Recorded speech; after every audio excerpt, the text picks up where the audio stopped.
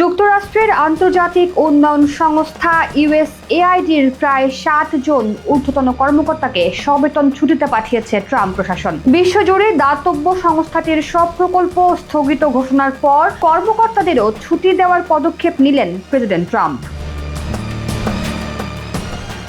বিশ্বজুড়ে কি পরিমাণ আমেরিকান সহায়তা বরাদ্দ হবে সেটি নির্ধারিত হবে ট্রাম্পের আমেরিকা ফার্স্ট নীতি মেনে, অর্থাৎ সবার আগে যুক্তরাষ্ট্র, তারপরে বিশ্ব। ট্রাম্পের এমন নীতির সঙ্গে সামঞ্জস্য রেখে ইউএসএআইডির বাজেট করতে সংস্থার কর্মীদের আহ্বান জানান ট্রাম্প। কোনো কর্মী প্রশাসনের আদেশ উপেক্ষা করলে তার বিরুদ্ধে শৃঙ্খলা লঙ্ঘনের অভিযোগে কঠোর ব্যবস্থা নেওয়ারও হুমকি দেন তিনি। স্থানীয় সময় 27 জানুয়ারি সন্ধ্যায় ইউএসএআইডির কর্মীদের কাছে আভ্যন্তরীণভাবে একটি চিঠি পাঠায় ট্রাম্প প্রশাসন। এতে বলা হয়, নতুন প্রশাসন ইউএসএআইডিতে এমন বেশ কিছু ইঙ্গিত পেয়েছে যেখানে প্রেসিডেন্টের নির্বাহী আদেশ ও যুক্তরাষ্ট্রের জনগণের চাওয়াকে এড়িয়ে যাওয়ার পরিবেশ তৈরি করা হয়েছে।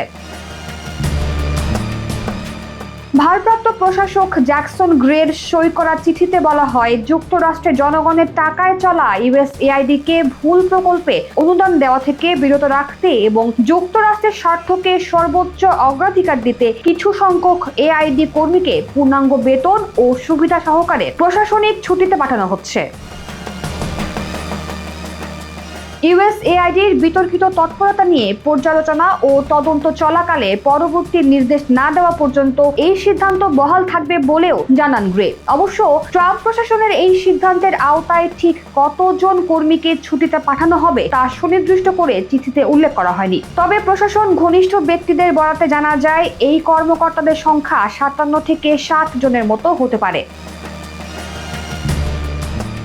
বিশ্বস্ত সূত্র বলছে, যাদের ছুটিতে পাঠানো হচ্ছে তার মধ্যে ওয়াশিংটন ভিত্তিক প্রায় সব ইউএসআইডি ব্যুরো নেতৃস্থানীয় কর্মীরা আছেন। তারা মূলত জ্বালানি সুরক্ষা, পানি সংক্রান্ত সুরক্ষা, বিদেশের শিশু শিক্ষা এবং ডিজিটাল প্রযুক্তির মতো খাতগুলোতে কাজ করেন।